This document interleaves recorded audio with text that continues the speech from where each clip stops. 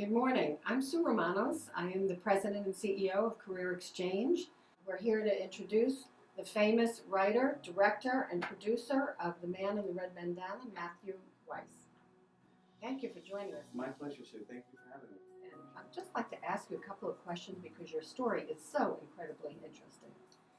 So I know you were from New York, and you are originally you were a lawyer, and you have your own company in New York, and you went into filmmaking, which is such a big change. How did that happen? So, first of all, thank you for having me, Sue. It's a pleasure and an honor. And you're right. I'm a lawyer in New York. Even though I live down in Florida in Delray Beach, I run my law firm remotely from down here. And we specialize in fighting traffic tickets, like speeding tickets, red light tickets, any type of moving violation. How can anybody in New York get a moving violation? How could they not? So,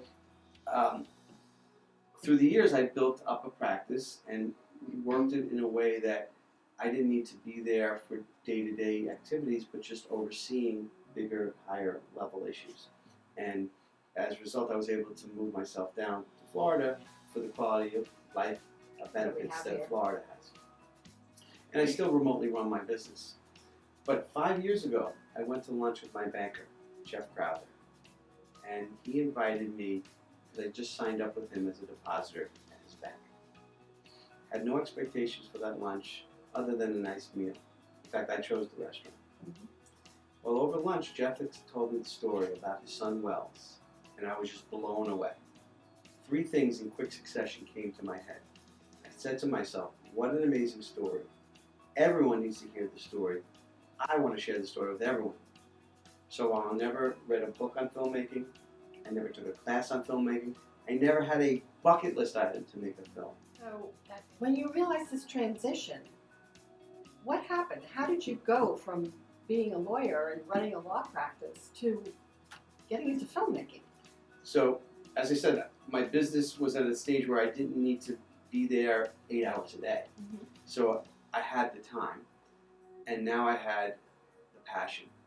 Hearing that story just gave me such passion that I felt everyone needed to hear it, and I just started researching and writing. I started with an outline, and then as I did more research, the outline would be revised and shifted, and that led to a script with a vision of how I felt the film should flow, and it was an ongoing process. And I can tell you there's not a single piece of writing that I've ever done that has gotten so much work and attention and rewrites and redrafts than the script for my film, Man in Red Bandana.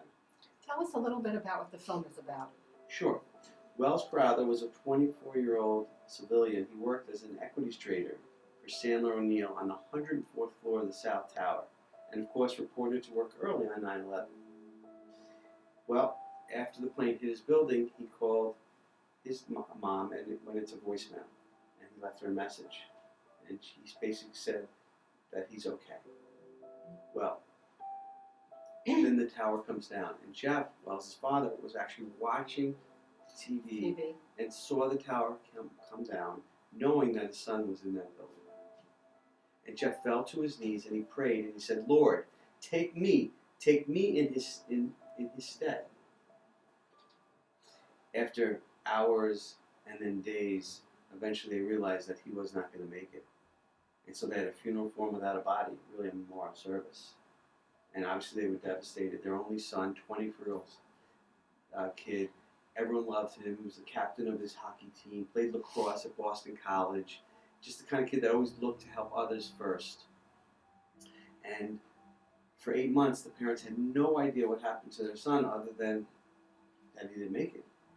And then the New York Times has an article, a very comprehensive article with different survivor accounts, floor by floor, minute by minute accounts. And in there, when Mom read it, she read about 2 women who both said they were saved, led up and out by a man with a red bandana. As soon as she read that, she's like, "That's Wells. That's my son." See, Wells always carried a red bandana. From the age of 8, it was a habit he got into. His dad had a blue one, and like any son that adored their father, he wanted to be like his dad.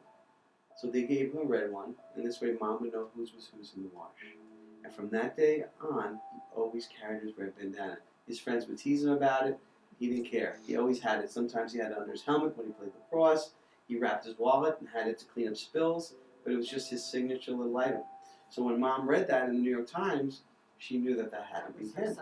So she sends photos of both the women, who positively ID'd him as the man that saved them, and then met with these women. And through their accounts and the New York Times article, the Crowthers were in large part able to piece together the last hour of their son's life.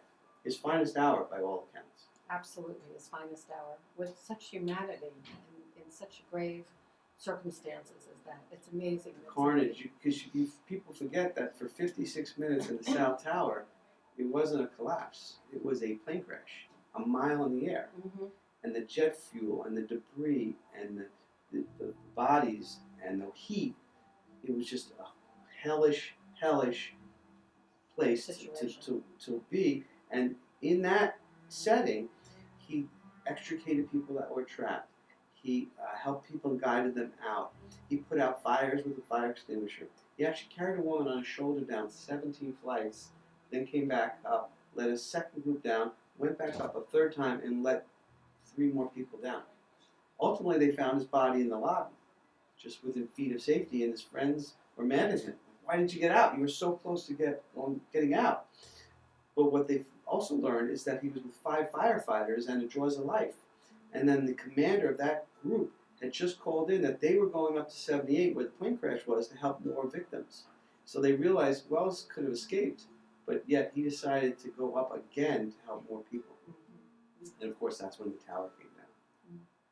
Amazing story, amazing. Such heroic, such a hero. Yes, absolutely. And you imagine from the parents' perspective, because of a piece of fabric, their perspective on the loss shifts. Now, they still cry for their son. They miss him every day, just like any parent would. But they also have a different perspective because they learned how he died that day, and met the people he saved. And it just makes it such a remarkable story. The legacy that he left behind is just amazing. And I'm so glad that you were able to make this movie and show this, that everybody will remember this, because this was a life-changing event for everybody here. I'm a former New Yorker. You lived in New York for many years, so it was not only dramatic for anybody in New York, but for the entire world. Absolutely. The World Trade And Center. I'm glad you mentioned legacy too, because there are some very sad moments in this film, but then you get inspired when you hear what Wells did that day, and then you learn about his legacy. His friends and family and communities have honored him like you would expect, but total strangers who've heard his story have honored him. There are songs written about him, poems written about him, artwork in his honor. There are babies all over the country that are named after Wells from total strangers, from Wisconsin to California to Texas. I bet it would be a great story to interview his parents to figure out how they raised him to be such a person as he was. Yes, absolutely. He actually raised 3 beautiful children. I'm happy to tell you I know the sisters very well, and they're in the film. And even though Wells' story has been told by other outlets, news outlets, our film is the first to actually have the sisters in the film, which is another part of one of the things I'm proud about in the film. So, as a result of this, when is this film opening? Tell us about that. So we're having a world premiere near Wells' hometown in Rockland County, which is about 25 miles north of Manhattan, on September 6th. And then it opens nationwide from California to New York on September 8th through the 14th in select cinemas throughout the country. And then it'll also be available on video on demand, so people that aren't near a particular cinema can actually see it in their home. And then finally, we set up a platform where if you have a group of friends that want to see this film, you can bring it to your hometown. And you just go to tugg.com, Tugg.com, and there's an opportunity to just bring that film to your hometown. Well, Matthew, that here at Career Exchange, we are going to promote your film, and we are going to set up a premiere for our group and our employees and our clients and our friends and our neighbors. So we look forward to working with you on this. And I do too. Thank you so much, Sue. Okay. Appreciate it. Thank you, Matthew. Thank you.